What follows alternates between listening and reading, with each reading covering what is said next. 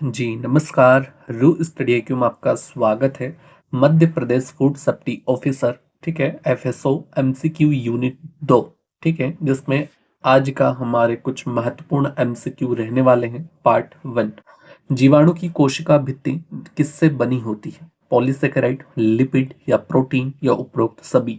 Option D, उपरोक्त सभी से बनती है जीवाणु की कोशिका भित्ति। निम्नलिखित में से कौन सा एक स्वतंत्र जीवी व अवायवीय नाइट्रोजन स्थिरीकरण जीवाणु है? तो वो होता है क्लास्ट्रीडियम। ठीक है, अगला देखते हैं। जीवाणुओं का आर्थिक महत्व किस रूप में होता है? रोगजनक के रूप में, तपेदिक व प्रसारक, दही व पनीर निर्माण या ए व सी दोनों? तो जीवाणुओं का आर्थिक महत्व होता है ऑप्शन डी, ए व सी दोनों, रोगजनक, दही व पनीर निर्माण में। पाश्चुरीकृत दूध है, पाश्चुरीकृत दूध होता है रोगजनक जीवाणुओं से मुक्त और खट्टा होने में अधिक समय लेता है। प्रकाश संश्लेषी जीवाणुओं में होता है, क्या होता है? तो वो होता है फोटो सिस्टम 1। इस्ट किस प्रकार का सूक्ष्म जीव है? तो इस्ट होता है कवक। राइजोबियम जो नाइट्रोजन स्थिरीकरण में शामिल है, एक प्रकार का नाइट्रोजन यौगिक है, जीवाणु है। ठीक है, बेसिली है। बेसिली क्या होता है? तो बेसिली होता है छड़ आकार के बैक्टीरिया, जिसे बेसिली कहा जाता है। ऐसे सूक्ष्म जीव जो प्रतिजैविक का उत्पादन करते हैं, उसी प्रतिजैविक से अप्रभावित रहते हैं। इसको व्याख्या करने के लिए एक तंत्र है। इसका करेक्ट आंसर होगा सूक्ष्म जीव। एक निश्चित अंतरकोशीय सांद्रता से अधिक होने पर सूक्ष्म जीव वृद्धि स्त्राव पंपों का उपयोग करके प्रतिजैविक का निर्यात बढ़ते हैं। गलत जोड़ी का चयन करना है। ठीक है, इसका करेक्ट आंसर होगा बीप उद्धरण परिभाषित माध्यम होता है, ये गलत है। बाकी ट्रिप्टिक, सोया एगार सहायक माध्यम होता है, रक्त एगार समृद्ध माध्यम होता है और मेकांकी एगार चयनात्मक और विभेदक माध्यम होता है। सही मिलान करना है। ठीक है, साइकोफाइल, साइकोफाइल कहाँ से जुड़ता है वो देख लेते हैं। साइकोफाइल, साइकोफाइल होता है 0 डिग्री सेल्सियस पर अच्छी तरह बढ़े। ठीक है, ये होता है साइकोफाइल। अब हम देखते हैं शीतपोषी। शीतपोषी होता है 0.7 डिग्री सेल्सियस पर उंग सकता है, वो होता है शीतपोषी। ठीक है, मध्यम तापरगी यानी कि इष्टतम विकास 20 से 45 डिग्री सेल्सियस के आसपास और होलोफाइल सही लवण सांद्रता की आवश्यकता है। अगला क्वेश्चन देखते हैं। समूह 1 में दिए गए देशी सूक्ष्म जीवी स्रोतों का समूह 2 में दिए गए उत्पादों से मिलान कीजिए। इसका मिलान क्या कहता है वो देख लेते हैं। तो मिलान कहता है ऑप्शन सी, ठीक है, ल्यूकोनोस्टोक मेंजे मेजेंटेराइडीज। ठीक है, इसका करेक्ट आंसर होगा डेक्स्ट्रॉन। उसके बाद आता है लेक्टोकोकस लैक्टीज, इसका करेक्ट आंसर होता है नाइसिन। क्या होता है? नाइसिन।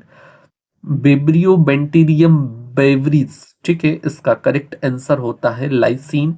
और होता है पोनीसीडियम रोक्यूफोर्टी, इसका करेक्ट आंसर होता है पनीर। जीवाणुओं की वृद्धि के लिए द्विविभाजन नामक प्रक्रिया में एक कोशिका दो में विभाजित होने के पूर्व आकार का द्विगीकरण होता है कोशिका वृद्धि के दौरान। इसका करेक्ट आंसर होगा ऑप्शन ए, पुरानी पेप्टिडोग्लाइकन श्रृंखलाओं से जुड़े बंधनों के जल अपघटन के साथ साथ नए पेप्टिडोग्लाइकन का संश्लेषण आवश्यक है। ठीक है, पेप्टिक अल्सर का कारक जीव है प्रोटोजोआ, बैक्टीरिया, हेलमिंथीज या वायरस? तो पेप्टिक अल्सर का करेक्ट आंसर होगा बैक्टीरिया। निम्नलिखित में से कौन सा श्लेष्म जीवाणु की एक विशेषता है? तो इसका करेक्ट आंसर होगा ऑप्शन नंबर ए, बहुकोशिकीय फलन का। बैक्टीरिया में द्विविखंडन शामिल नहीं है, तो वो शामिल नहीं है स्पिंडल गठन। कोशिका संपर्क के माध्यम से दाता से प्राप्तकर्ता तक जीवाणु तक अनुवांशिक सामग्री के स्थानांतरण को क्या कहा जाता है? तो वो संयुगन या संयुग्मन कहा जाता है। बैक्टीरिया में सामान्य वानस्पतिक प्रजनन होता है, तो वो होता है द्विविखंडन। बैक्टीरिया में वायरस के माध्यम से अनुवांशिक सामग्री के स्थानांतरण को क्या कहते हैं? तो वो कहते हैं पारगमन। जीवाणु कोशिकाओं के बीच आनुवंशिक पुनर्संयोजन सर्वप्रथम किसके द्वारा विकसित किया गया? तो इसका करेक्ट आंसर होगा लेदर वर्ग और टेटम के द्वारा, लेदर वर्ग और टेटम के द्वारा जीवाणु कोशिकाओं के बीच आनुवंशिक पुनर्संयोजन। ठीक है, लेदर वर्ग और टेटम। निम्नलिखित में से प्रजनन को किस विधि में पहली बार सचित्र किया गया कि डीएनए आनुवंशिक पदार्थ है? तो इसका करेक्ट आंसर होगा ऑप्शन डी, परिवर्तन में। पेनिसिलिन को क्रियाविधि है, पेनिसिलिन की क्रियाविधि है, तो उसका करेक्ट आंसर होगा कोशिका भित्ति निर्माण को रोकता है पेनिसिलिन। जीवाणु लिंग कारक है, जीवाणु लिंग कारक है एक फैक्टर। ट्रांसडक्शन की खोज किसने की थी? तो इसका करेक्ट आंसर होगा जिंदर व लेदर वर्ग में, जिंदर व लेदर वर्ग। निम्नलिखित में से कौन से बैक्टीरियोफेज विशिष्ट ट्रांसडक्शन हेतु जिम्मेदार होते हैं? तो इसका करेक्ट आंसर होगा लाइसोजेनिक फेज। निम्नलिखित में से कौन सा समूह बेसिडियो माइसिटीज का है? तो इसका करेक्ट आंसर होगा ऑप्शन सी, एग्रिकस, ऑस्टिलेगो या पक्सिनिया।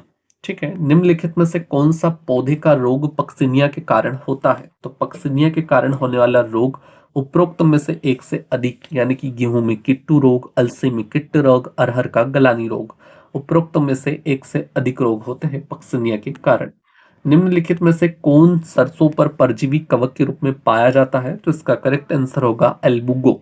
एल्बुगो सरसों पर परजीवी कवक के रूप में पाया जाता है। निम्न में से किसे अपूर्ण कवक कहा जाता है? तो इसका करेक्ट आंसर होगा ड्यूटेरोमाइसिटीज। निम्नलिखित में से किसमें अलैंगिक प्रजनन कोनिडिया के माध्यम से होता है जो हाइपी के शीर्ष पर उत्पन्न होते हैं? तो इसका करेक्ट आंसर होगा पेनिसिलियम। पौष्टिक रूप से अल्बुगो है, पौष्टिक रूप से अल्बुगो में क्या होता है, या पौष्टिक रूप में अल्बुगो है क्या है? मृतोपजीवी है, विकल्पी मृतोपजीवी है, अविकल्पी मृतोपजीवी है, उपरोक्त में से एक से अधिक है। तो इसका करेक्ट आंसर होगा अविकल्पी मृतोपजीवी। माइकोलॉजी किस अध्ययन से संबंधित होता है? तो माइकोलॉजी कवक का अध्ययन कहलाता है। फाइकोलॉजी किसका अध्ययन कहलाता है? ये कमेंट में आप कीजिए। एग्रीकस में डाइकेरियोटाइजेक्शन N+N किसके द्वारा होता है? तो इसका करेक्ट आंसर होगा 1 व 2, यानी कि क्लेप कनेक्शन, भिन्न भिन्न उपभेदों में दो कवक तंतु के बीच सोमेटोगेमी। जीवाणु मांस व कवक के बीच में क्या उभयनिष्ठ है? तो इसका करेक्ट आंसर होता है कोशिका भित्ति की उपस्थिति। आलू का अंग्रेजी अंगमारी यानी कि अर्ली ब्लाइट किसके कारण होता है? तो इसका करेक्ट आंसर होगा अल्टरनेरिया सोलानी। निम्नलिखित में से कौन सा वायरस का विशिष्ट लक्षण है? तो इसका करेक्ट आंसर होता है वायरस केवल मेजबान पर ही बहुगुणित होते हैं। निम्नलिखित में से किसे क्रिस्टल रूप में बनाया जा सकता है? तो क्रिस्टल रूप में बनाने वाला कौन होता है? जीवाणु, अमीबा, शुक्राणु या विषाणु। तो इसका करेक्ट आंसर होगा विषाणु, वायरस। विषाणुओं को कभी कभी अस्थिर जीन कहा जाता है क्योंकि ये क्या होते हैं? तो ये विषाणु का सक्रिय भाग केवल न्यूक्लिक एसिड होता है, इसलिए जीन कहा जाता है। परपोषी जीव के शरीर के अंदर ही प्रजनन करने वाले सूक्ष्म जीव क्या कहलाते हैं? तो वो कहलाते हैं विषाणु, वायरस। नीचे दिए गलत कथन का चयन करना है, तो गलत कथन होता है बी। बाकी सही कथन है माइकोप्लाज्मा ऐसे बैक्टीरिया होते हैं जिनमें कोशिका भित्ति की कमी होती है, बिल्कुल साफ होती है। ठीक है, वायरेट संक्रामक आरएनए अणु होते हैं, ये भी ठीक है, और प्रियन संक्रामक प्रोटीन कण है, ये भी ठीक है। निम्नलिखित में से कौन सा जीवाणु तेल खाने वाला जीवाणु है? ठीक है, जीवाणु तेल खाने वाला जीवाणु, इसका करेक्ट आंसर होता है एल्के निवोरेक्स। ठीक है, एल्के निवोरेंस भी कहा जाता है। एंटीबायोटिक पेनिसिलिन बैक्टीरिया के खिलाफ कैसे करता है, काम करता है? ठीक है, इसका करेक्ट आंसर होगा ऑप्शन सी, कोशिका भित्ति बनाने वाले जीवाणु प्रक्रियाओं को रोकता है। प्रोकैरियोटिक राइबोसोम्स की उप इकाइयों की संरचना क्या है? तो इसका करेक्ट आंसर होगा 50 से 30S। निम्नलिखित में से कौन सा कथन जीवों को उनके आकार के आधार पर बढ़ते हुए क्रम में दर्शाता है? विषाणु, जीवाणु, शैवाल, कवक, जीवाणु, विषाणु, कवक, शैवाल, शैवाल, कवक, जीवाणु, विषाणु, या उपयुक्त में से एक से अधिक, या उपयुक्त में से कोई नहीं। कमेंट कीजिए आंसर। इसका करेक्ट आंसर होगा ऑप्शन ए, सबसे छोटा। ठीक है, विषाणु, देन जीवाणु, देन शैवाल, देन कवक, उनके आकार के आधार पर बढ़ता हुआ क्रम। म्यूकर, एस्परजिलिस और अर्गोट जैसे कवक डेस डेस डेस और डेस डेस के सामान्य संदूषक हैं, तो इसका करेक्ट आंसर होगा ब्रेड यानी कि डबल रोटी और अनाज के। जीवाणु संक्रमणों के उपचार को तुलना में विषाणु संक्रमण का उपचार करना अधिक कठिन क्यों है? तो इसका करेक्ट आंसर होगा ऑप्शन डी, क्योंकि विषाणु के औषधियों के लिए कम लक्ष्य होते हैं। सूक्ष्मजीव मृत पादपों पर क्रिया करके किसका उत्पादन करते हैं? तो इसका करेक्ट आंसर होगा हुमस का। सजीव व निर्जीव के बीच का संयोजक कड़ी किसे कहा जाता है? तो वो कहा जाता है वायरस को। बैक्टीरिया को कोशिका भित्ति बनी होती है, तो वो बनी होती है पेप्टिडोग्लाइकेन की। कवक तथा शैवाल को सहजीवी संरचना क्या कहलाती है? तो कवक तथा शैवाल की सहजीवी संरचना लाइकेन कहलाती है। क्या कहलाती है? Lichen, option B.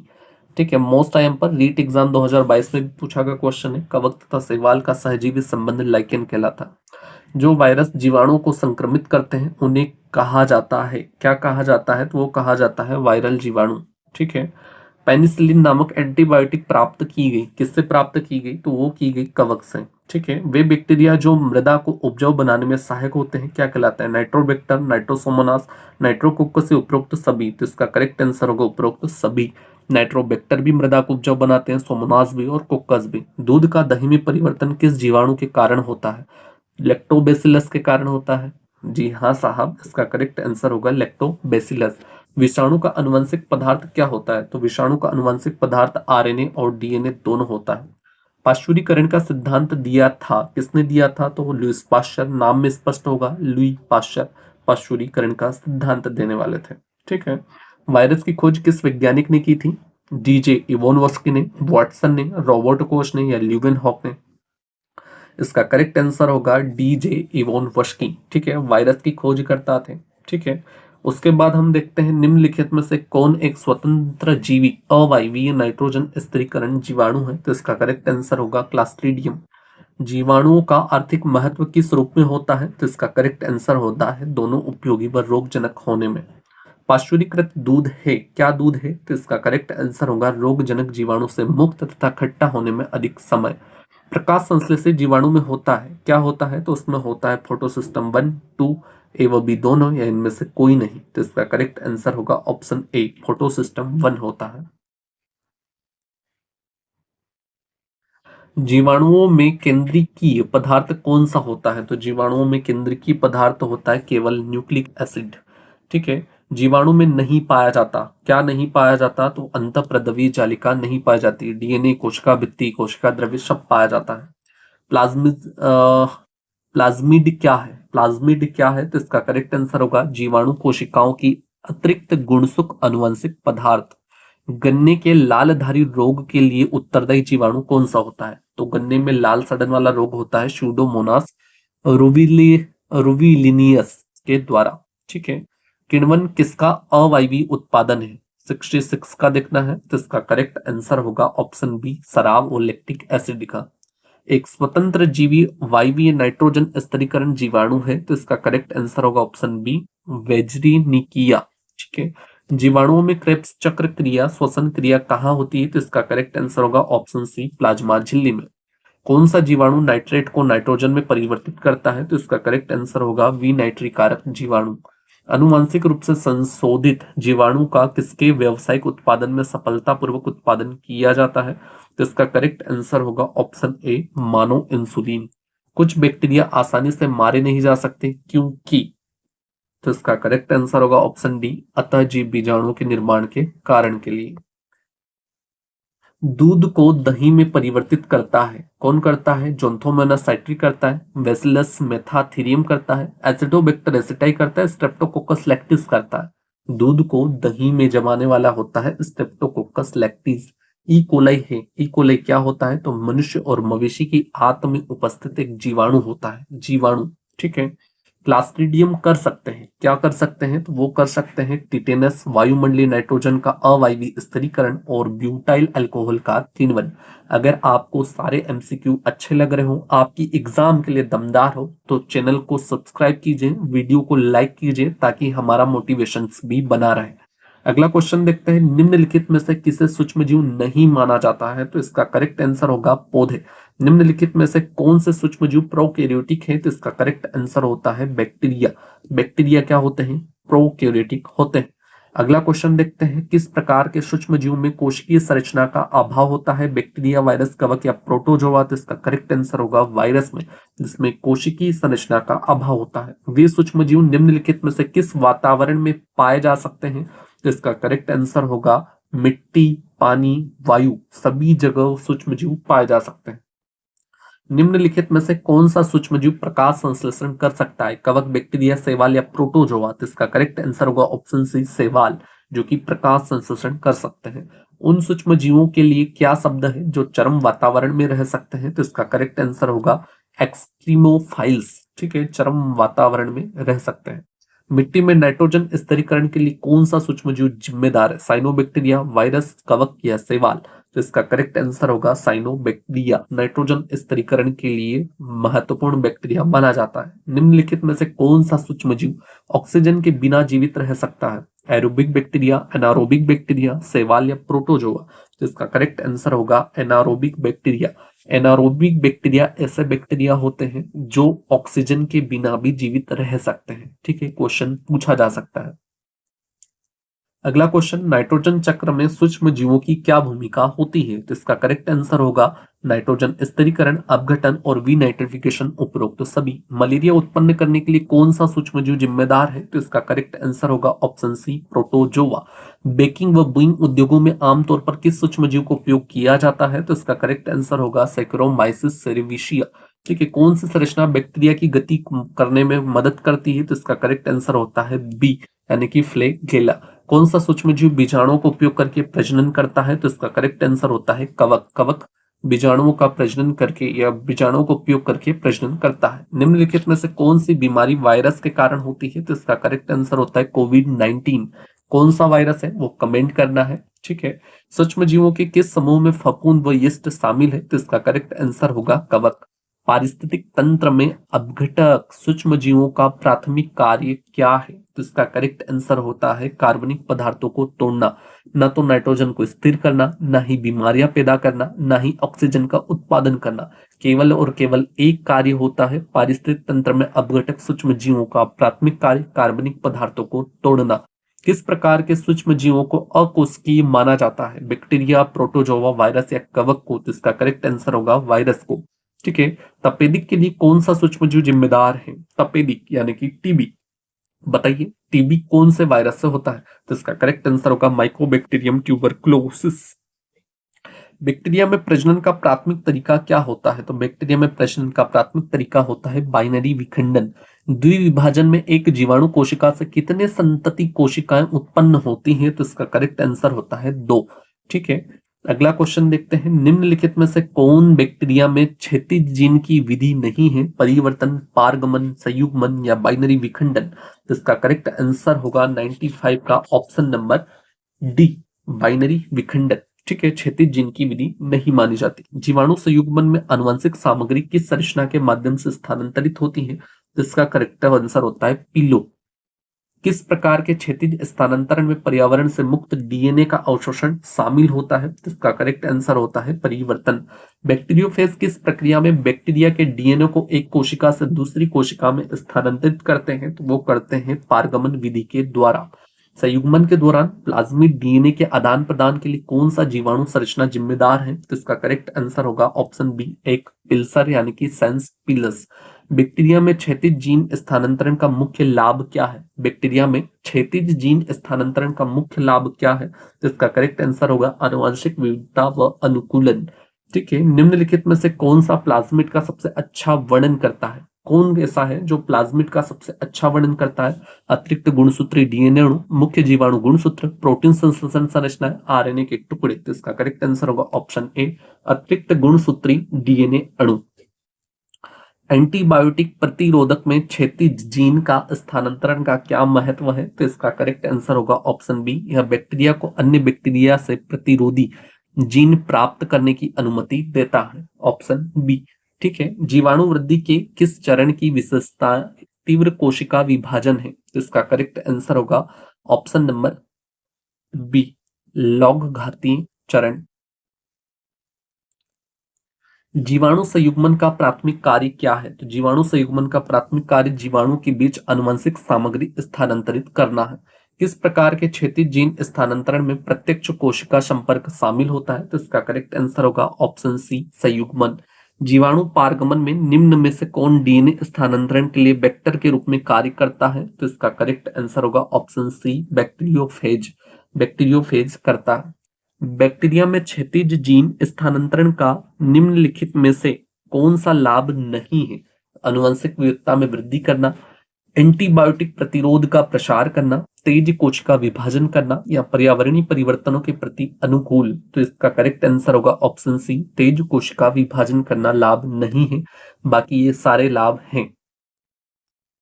बैक्टीरिया की वृद्धि के स्थिर चरण के दौरान क्या होता है? तो बैक्टीरिया की स्थिर वृद्धि के दौरान नई कोशिकाओं की संख्या मरने वाली कोशिकाओं की संख्या के बराबर होती है। किस प्रकार के बैक्टीरिया संयुग्मन कर सकते हैं? तो वो कर सकते हैं केवल और केवल ग्राम पॉजिटिव और ग्राम नेगेटिव बैक्टीरिया। परिवर्तन को बैक्टीरिया के लिए एक लाभ क्यों माना जाता है? तो परिवर्तन को बैक्टीरिया के लिए एक लाभ इसलिए माना जाता है क्योंकि यह बैक्टीरिया को अपने आसपास के वातावरण से आनुवंशिक गुण प्राप्त करने में सक्षम बनाता है। संयुग्मन क्या है? तो यह बैक्टीरिया को सेक्स पिल्स बनाने और डीएनए स्थानांतरित करने में सक्षम बनाता है। निम्नलिखित में से कौन सा बैक्टीरिया प्राकृतिक रूप में या प्राकृतिक रूप से परिवर्तन के लिए जाना जाता है? तो इसका करेक्ट आंसर होगा option B, Bacillus subtilis. Bacterial संयुग्मन के दौरान किस तरह का डीएनए सबसे अधिक स्थानांतरित होता है? तो प्लाज्मिड डीएनए।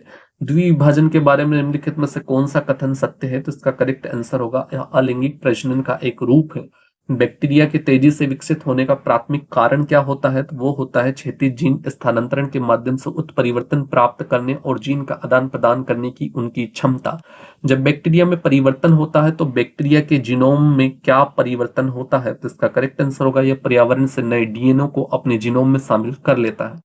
निम्नलिखित में से कौन सा ग्राम नेगेटिव जीवाणु का आहार है? तो इसका करेक्ट आंसर होगा एस्चेरिचिया कोली। परिवर्तन के दौरान बैक्टीरिया के गुणसूत्र में विदेशी डीएनए को एकीकृत करने के लिए कौन सा एंजाइम जिम्मेदार होता है? तो उसका करेक्ट आंसर होगा डीएनए लाइगेज। विब्रियो कोलेरी का आकार कैसा होता है? तो वो होता है अल्प विराम आकार।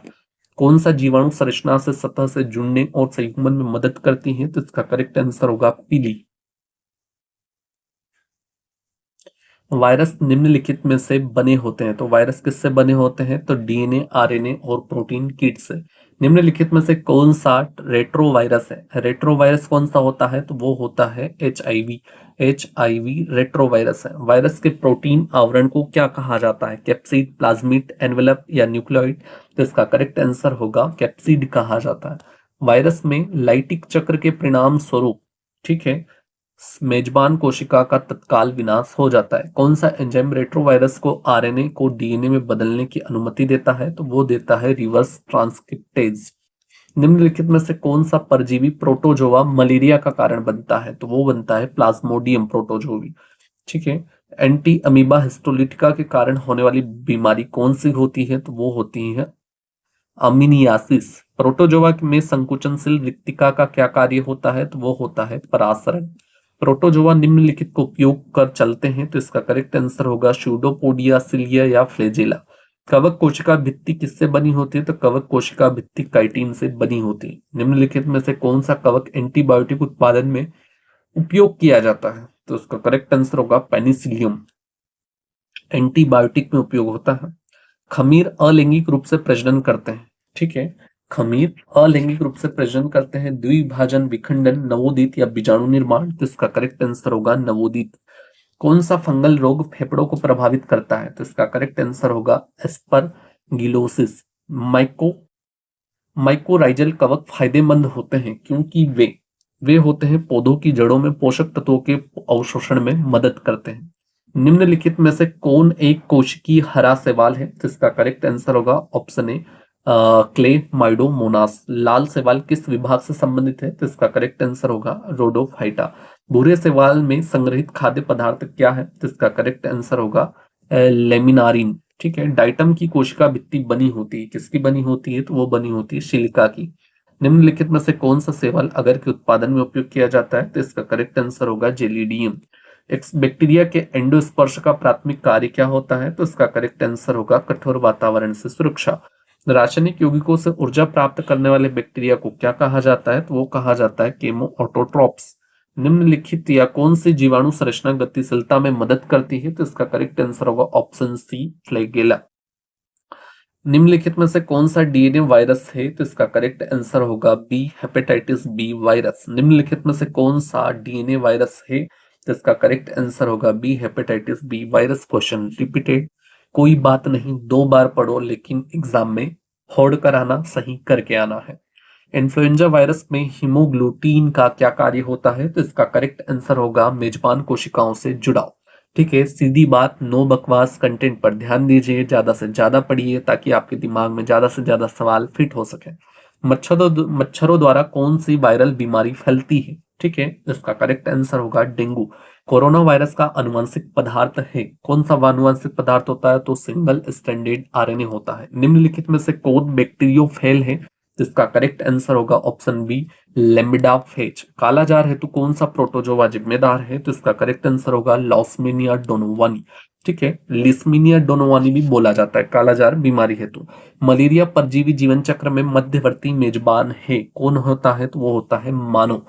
पेरामीशियम कैसे गति करता है? सिलिया से, फ्लैजेला से, स्यूडोपोडिया से, या कोई गति नहीं? तो इसका करेक्ट आंसर होगा सिलिया। सिलिया होता है। ठीक है, निम्नलिखित में से कौन सा प्रोटोजोआ रोग जल जनित है? इसका करेक्ट आंसर होगा ऑप्शन बी जियोडियार्सिया। मानव शरीर में प्लाज्मोडियम के संक्रमण का मुख्य स्थान है। इसका करेक्ट आंसर होगा यकृत एवं लाल रक्त कोशिका। निम्नलिखित में से कौन सा कवक ब्रेड और अल्कोहल उत्पादन में उपयोग किया जाता है? तो इसका करेक्ट आंसर होगा ऑप्शन सी सेक्रोमाइसिस सेरेविसो। ठीक है, सेक्रोमाइसिस सेरेविसो। कौन सा फंगल रोग त्वचा को प्रभावित करता है व दांत खुजली का कारण बनता है?